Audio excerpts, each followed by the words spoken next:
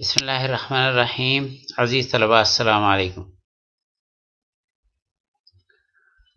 मैं उबैदुल्ला हूँ और हम क्वांटिटेटिव टेक्निक्स पढ़ रहे हैं। आज का हमारा टॉपिक है चेकिंग द नॉर्मेलिटी एजम्पशन।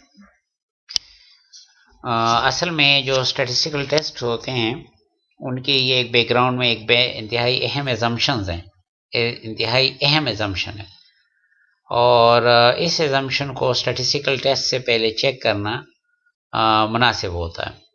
तो मैं आज इसका तरीक़ाकार बता रहा हूँ कि डेटा का, गिवन डेटा का नॉर्मेलिटी उसका कैसे चेक करते हैं। चलें जी, बिस्मिल्लाह करते हैं।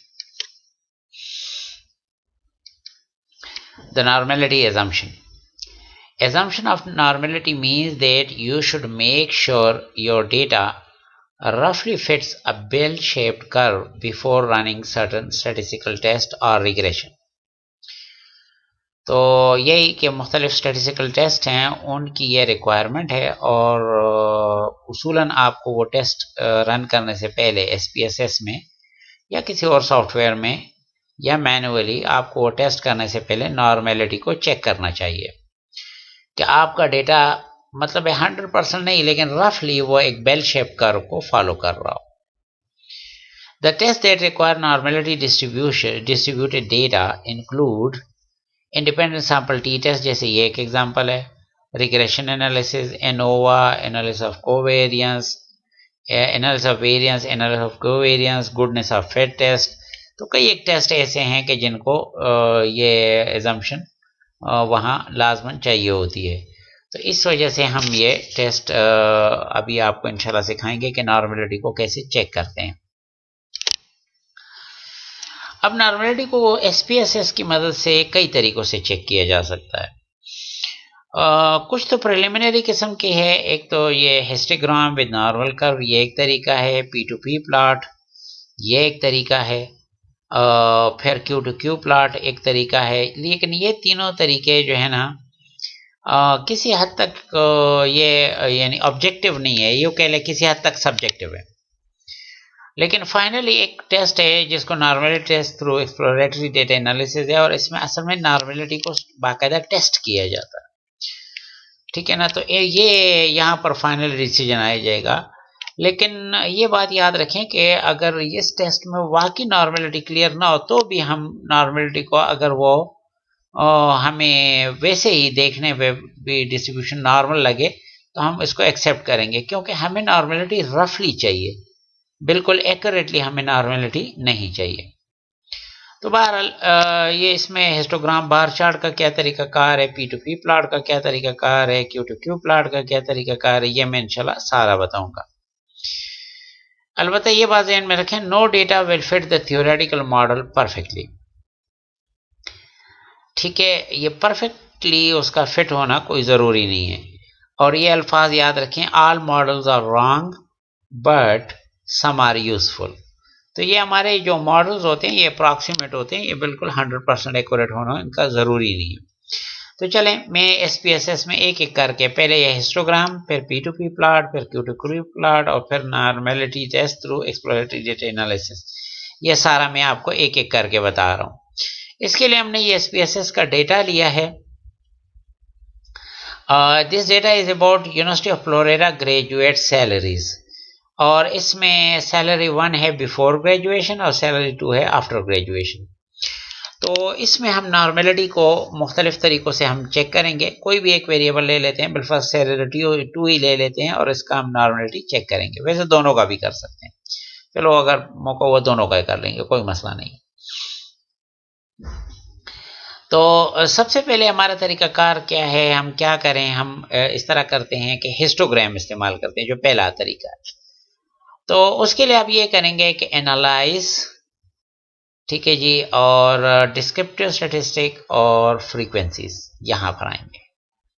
Analyse, descriptive statistic and frequencies. जिन वेरिएबल को एनालाइज करना है आप उनको सेलेक्ट करके इधर ले आए, ठीक है, जिनकी नॉर्मेलिटी चेक करनी है, ठीक है, और चार्ट्स में आ जाए। यहाँ हमें हिस्टोग्राम बनाना है विद नॉर्मल कर्व। ये नॉर्मल कर्व वो हमें नॉर्मल कर्व बता देगा और हम देखेंगे कि हमारा हिस्टोग्राम इस नॉर्मल कर्व को कितना फिट कर रहा है। ठीक है, वैसे ही देखने से अंदाजा करके देखेंगे। बाकी कोई स्टैटिस्टिक मैंने कैलकुलेट नहीं करनी और मुझे फ्रीक्वेंसी टेबल भी डिस्प्ले करने की ज़रूरत नहीं है, बस मैंने सिर्फ यही देखना है, हिस्टोग्राम विद नॉर्मल कर्व। तो ये पहला हमारा यह है जिससे हम विजुअली देखेंगे कि डेटा किस हद तक नॉर्मल डिस्ट्रीब्यूशन को फिट कर रहा है। ये बता रहे हैं salary after graduation, salary before graduation, दोनों के 1100 ऑब्जर्वेशन है, मिसिंग कहीं नहीं। ये तो पहले इब्तदाई इंफॉर्मेशन और सैलरी आफ्टर ग्रेजुएशन का ये आप ये देख रहे हैं, ये डेटा और जो इस पे नॉर्मल के हिसाब से इसको होना चाहिए। अब बिलफर्ज नॉर्मल से ये बता रहा है कि देखें ये जो बार है जहां पर अभी माउस नजर आ रहा है, इसको थोड़ा और ऊंचा होना चाहिए था, इस बार को थोड़ा और, अच्छा इस बार को जरा नीचे होना चाहिए था, लेकिन ये बड़े मामूली फर्क है। ओवरऑल ये डेटा जो है नॉर्मल को बहुत अच्छा फिट कर रहा है। ठीक है, हाँ यहाँ एंड में जहां ये समझ रहे हैं ये नॉर्मल कर्व ये समझ रहे कि अब इसको जीरो हो जाना चाहिए, वहां उसकी वैल्यूज थोड़ी बहुत मौजूद हैं और काफी आगे जाके भी वैल्यूज मौजूद हैं। ये शो कर रहा है कि हमारे डेटा में इधर अपर साइड पर कुछ आउटलायर्स भी मौजूद हैं, कुछ आउटलायर्स इधर मौजूद हैं। तो बहरहाल ये थी सैलरी आफ्टर ग्रेजुएशन की ये सिचुएशन है। अच्छा सैलरी बिफोर ग्रेजुएशन के उसको भी देख लेते हैं। वो ज़रा पिछले वाले के मुकाबले में काफ़ी ज़रा डिस्टर्ब है और इसमें नॉर्मलिटी की सिचुएशन उसके मुकाबले में काफ़ी ख़राब है। ठीक है, कम से कम अगर उसके मुकाबले में ये यहाँ देखें काफ़ी मसला आ रहा है, यहाँ पर भी मसला आ रहा है। ठीक है, अलबत्ता इसमें भी यहाँ पर अपर साइड पे जो है ना एक्सट्रीम वैल्यू मौजूद है और यहाँ पर अब ये हमारा अंदाजा है कि ये दो बार ज़रा नीचे आने चाहिए थे, इनको ज़रा ऊपर होना चाहिए था, इन बार्स को थोड़ा थोड़ा नीचे होना चाहिए था, इन जगहों को फिल होना चाहिए था। तो बार यहाँ ज़रा मसला है, इसमें नॉर्मलिटी का मसला ज़रा ज़्यादा है। बहरहाल तो सैलरी बिफोर ग्रेजुएशन में नॉर्मलिटी का मसला ज़रा ज़्यादा है और आफ्टर ग्रेजुएशन में इतना ज़्यादा नहीं है। चले, तो ये तो हमारे देखने से अंदाज़ा हो रहा है। अच्छा अब हम इस तरह करते हैं कि इसका वो मज़ीद प्लॉट्स की तरफ चले जाते हैं। ये तो मैंने हिस्टोग्राम देखा, अब पी टू पी प्लॉट की बात करते हैं। यहाँ पी जो है इसका मतलब है कम्युलेटिव प्रोबेबिलिटी। हम एक्स एक्सिस पे भी कम्युलेटिव प्रोबेबिलिटी शो करेंगे और वाई एक्सिस पे भी कम्युलेटिव प्रोबेबिलिटी शो करेंगे, बस फर्क ये है कि एक ऑब्जर्व्ड होगी और एक एक्सपेक्टेड। आपको अभी समझ आ जाती है कि ये कैसे होगा। अब मैं एनालाइज और इसके लिए आप डिस्क्रिप्टिव में जाके नीचे आके यहाँ पर ये पी टू पी प्लॉट, अब जिन वेरिएबल का आपको पी टू पी प्लॉट बनाना है आप उनको सेलेक्ट करके इधर ले आए। अच्छा अब ये इनको चेक करेगा अगेंस्ट नॉर्मल डिस्ट्रीब्यूशन। आप नॉर्मल के अलावा और डिस्ट्रीब्यूशन के अगेंस्ट भी चेक कर सकते हैं, लेकिन चूंकि हमें नॉर्मलिटी चाहिए लिहाजा हम इसको कर सकते हैं या हम इसी को करेंगे। ठीक है, वैसे इसके अलावा भी हो सकता है, और भी बहुत सारे डिस्ट्रीब्यूशन है, उनमें से किसी के अगेंस्ट भी चेक किया जा सकता है। बाकी कुछ और क्लिक वगैरह करने की जरूरत नहीं है, बस यहाँ ओके पे क्लिक करना और अब आपको पी टू पी प्लॉट नजर आएगा इंशाल्लाह। चलिए तो नीचे आए, ये कुछ इब्तदाई इंफॉर्मेशन है, ये इतनी अहम नहीं होती हमारे लिए। असल पी टू पी प्लॉट ये है और सैलरी आफ्टर ग्रेजुएशन वाला उसके लिए है। अब आप इसमें देख रहे हैं कि यहाँ पर ऑब्जर्व कम्युलेटिव प्रोबेबिलिटी है, ये एक पी है, और ये है एक्सपेक्टेड कम्युलेटिव प्रोबेबिलिटी, ये एक और पी है। That's why we call it P to P plot. यहाँ पर भी प्रोबेबिलिटी है और इस वजह से इसकी वैल्यू 0 से लेकर 1 तक है, और यहाँ पर भी प्रोबेबिलिटी है इसलिए इसकी वैल्यू 0 से लेकर 1 तक है। बहरहाल इस सैलरी आफ्टर ग्रेजुएशन उसके लिए पी टू पी प्लॉट है। हम ये एक्सपेक्ट करते हैं, यहाँ अगर आपको बैकग्राउंड में नजर आ रहा हो तो एक लाइन ऐसी आई हुई है, यहाँ से इधर तक एक लाइन नजर आए। ये जो सारे पॉइंट्स है ना इस लाइन के ऊपर आना चाहिए, जहां जहां इस लाइन के ऊपर नहीं है, थोड़ा इधर उधर हट के हैं, वह हम समझेंगे कि थोड़ी बहुत डेविएशन है। लेकिन ओवरऑल हमारा सैलरी आफ्टर ग्रेजुएशन काफी अच्छा फिट दे रहा है नॉर्मल को, ये काफी अच्छा फिट दे रहा है। ठीक है ना, जनरली अगर ये बुरा फिट की मिसाल ये होगी कि ये जरा इधर ऐसे नीचे आए या कुछ इस तरह आए, देखें ए से, जैसे माउस की हरकत देखें, ए से आए इस तरह चले और आखिर में ए से हो जाए, इधर आ जाए तो वो फिर हम कहेंगे कि वो सेट नहीं है। बहरहाल यहाँ P2P प्लॉट आपने देख लिया।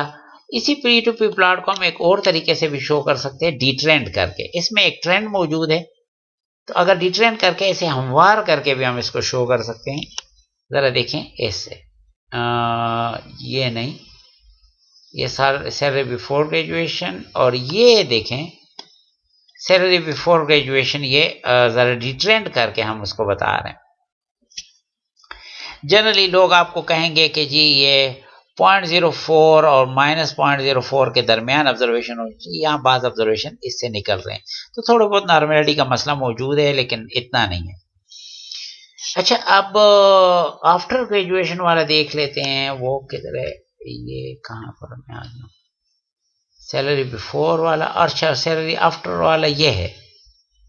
ये सैलरी आफ्टर में भी इतना ज़्यादा मसला नहीं है, ये सैलरी आफ्टर वाला है। अच्छा, सैलरी आफ्टर में आप देखें कि -0.04 प्लस 0.04 के दरमियान ये ऑब्जर्वेशन है, मतलब ऐसा कोई उतना मसला नहीं है।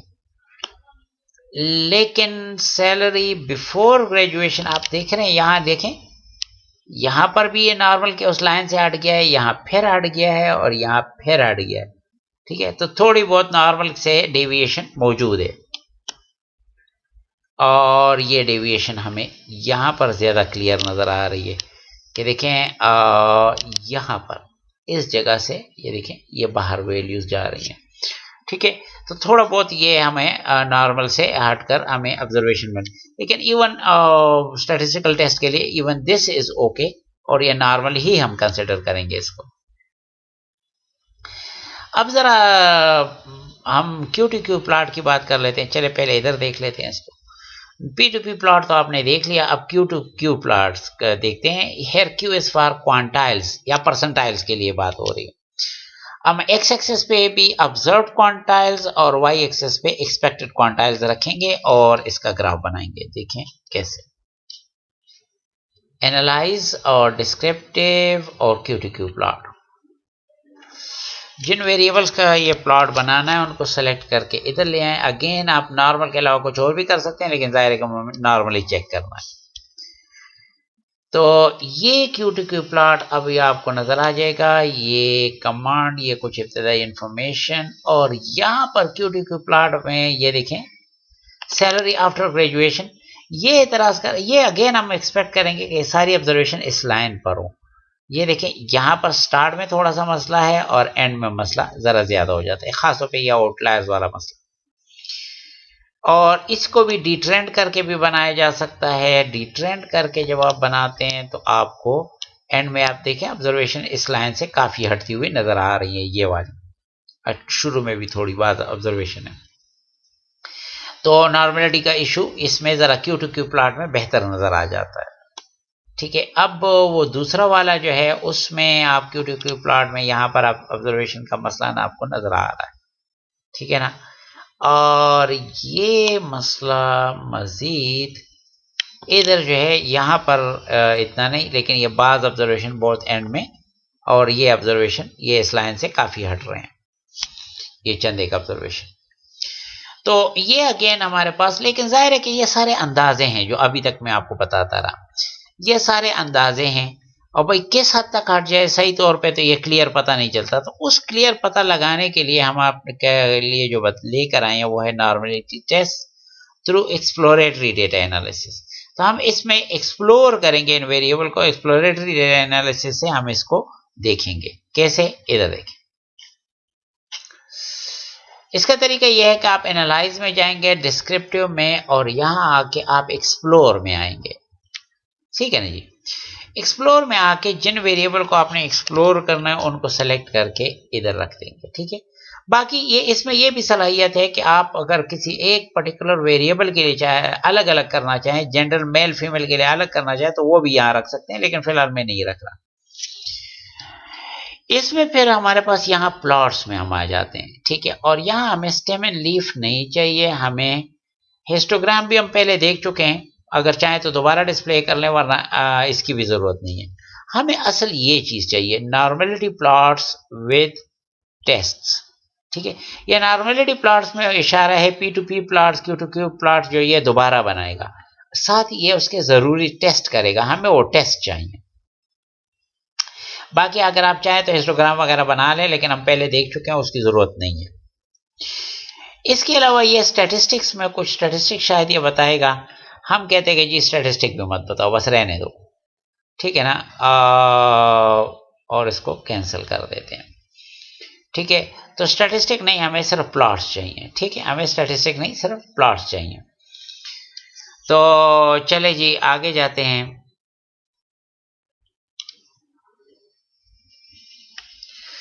यहां पर अब आप देखेंगे, ये एक तो ये कि इसने हमारे जरूरी कुछ टेस्ट कर दिए हैं, ठीक है ना।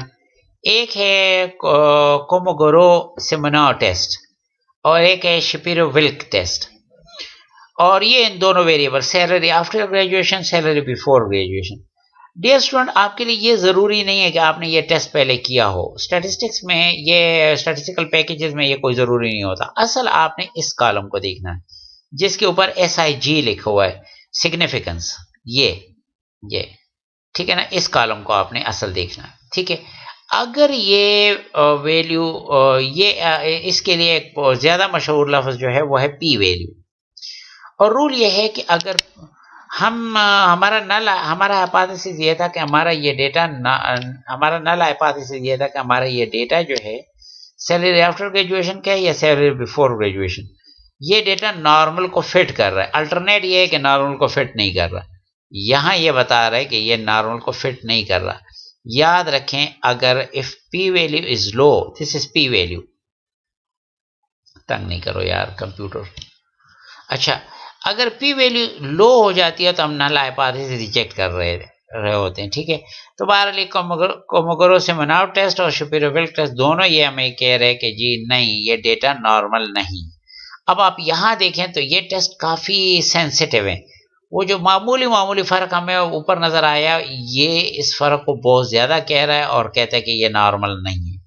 ठीक है ना, लेकिन हम इतनी एहतियात जो है प्रैक्टिकल लाइफ में नहीं करते। ठीक है ना, ये वही प्लॉट्स आपको दोबारा डेवलप कर दिए हैं इसने, क्यू टू क्यू प्लॉट्स और वगैरह वगैरह। इसके अलावा ये जब टेस्ट करते हैं तो ये इस तरह की कुछ चीजें और डेवलप कर लेता है। ये कि जी हमारा ये कौन से वेरिएबल के लिए, मुझे देखने दें, ये सैलरी आफ्टर ग्रेजुएशन। ये अब सैलरी आफ्टर ग्रेजुएशन की मिनिमम वैल्यू है और ये उसकी मीडियन वैल्यू है। ये लोअर क्वार्टाइल, ये अपर क्वार्टाइल, और ये कह रहा है कि यहां पर इसकी वैल्यूज खत्म हो जानी चाहिए, लेकिन उसके बाद बहुत सारी वैल्यूज हैं। Now these values are outliers. तो हमारे डेटा में आउटलायर्स बहुत ज्यादा है और वो आउटलायर अपर साइड पर है। ठीक है ना, इसी तरह आप देख सकते हैं सैलरी बिफोर वाले के लिए एनालिसिस और क्यू टू क्यू प्लॉट्स और उनके भी ग्राफ्स, और अगेन इसमें आपको लोअर साइड पे भी और अपर साइड पे भी, दोनों साइड पे आउटलायर्स नजर आ रहे हैं। तो डियर स्टूडेंट, होपफुली आपको काफी हद तक जो है नॉर्मलिटी की सिचुएशन समझ आ गई होगी। उसके एक बात और कि आप ये मुख्तलिफ एनालिसिस जो हैं, आप ये ये ग्रुप वाइज भी कर सकते हैं। बिलफर्ज अगर आप ये एनालिसिस करते, नॉर्मलिटी टेस्ट वगैरह एक्सप्लोर करके आप ये करना चाहते हैं और आप जेंडर वाइज अलग अलग करके करना चाहते हैं, उसको इधर लिए, ठीक है, और आप इस टेस्ट को ओके कर दें। अब आपको ये मेल के लिए अलग करके एनालिसिस देगा और फीमेल के लिए अलग करके देगा। ठीक है ना जी, अब जरा ये देखें ना, सैलरी ऑफ फीमेल के लिए अलग और मेल के लिए अलग। तो ये वो कह रहे हैं कि फीमेल वाले नॉर्मल नहीं लग रहा, मेल वाला फिर भी कुछ ना कुछ, लेकिन हमारा ये भी काफी थोड़ा है, और मतलब ये कि सारे ही रिजेक्ट हो रहे हैं, कहते हैं नॉर्मल नहीं लग रहा, नॉर्मल नहीं लग रहा। क्योंकि जनरली हम ये देखेंगे कि 0.05 से यह ज्यादा है कि नहीं। 0.05 से ज्यादा हो तो हम कहेंगे नॉर्मल है। ठीक है, अभी बहरहाल कोई भी नॉर्मल नहीं लग रहा। अगेन वही टेस्ट, लेकिन अब फीमेल और मेल के लिए अलग अलग उसने टेस्ट कर दिए हैं, और आप ग्राफ वगैरह भी देखेंगे तो वो अलग अलग होंगे। ठीक है ना जी, ये ग्राफ अब देखें ना, ये फीमेल के लिए अलग है और इस तरह मेल के लिए अलग ग्राफ होंगे। तो ये सारा कुछ हो सकता है। इसके अलावा भी एक और तरीका भी इसका हो सकता है, और वो ये कि आप इसको पहले स्प्लिट कर दें। जिस तरह मैं स्प्लिट कमांड पहले बता चुका हूँ, अगर आप एक पर्टिकुलर वेरिएबल पे इसको स्प्लिट करके ये एनालिसिस करेंगे तो भी वो ग्रुप वाइज अलग अलग एनालिसिस करेगा। तो बहरहाल सारा मकसद मेरा इस पूरे के डिस्कशन से ये था कि आप नॉर्मलिटी टेस्ट किस तरह करते हैं। मैंने आपको हिस्टोग्राम पे बता दिया, P2P प्लॉट पे भी, Q2Q प्लॉट पे भी, लेकिन ये सारे सब्जेक्टिव अप्रोच हैं। ज़्यादा ऑब्जेक्टिव अप्रोच ये वाला है, normality test through exploratory data analysis. लेकिन याद रखिए कि हमें इतने एक्यूरेसी की ज़रूरत नहीं होती। अभी हमारे सारे टेस्ट बता रहे हैं, ख़ासतौर पे ये टेस्ट बता रहे हैं कि हमारा डेटा नॉर्मल नहीं है, लेकिन देखने में वो काफ़ी हद तक नॉर्मल लग रहा है और हम उसको नॉर्मली एक्सेप्ट करके आगे उस पर एनालिसिस करेंगे, ठीक है ना। तो यहाँ पर जो है हम बहुत ज़्यादा एक्यूरेसी हमें नहीं चाहिए होती। बस ये है कि जैसे हमने पिछले स्लाइड में आपको बताया कि हमें रफली बेल शेप कर्व में उसको फिट होना चाहिए, बस वो रफली फिट हो जाए तो वो काफ़ी है, ठीक है। होपफुली आपको कुछ ना कुछ नॉर्मलिटी टेस्ट की समझ आ गई होगी। अस्सलाम वालेकुम वरहमतुल्लाहि वबरकातुहू। चलिए इसको क्लोज करते हैं और इसको भी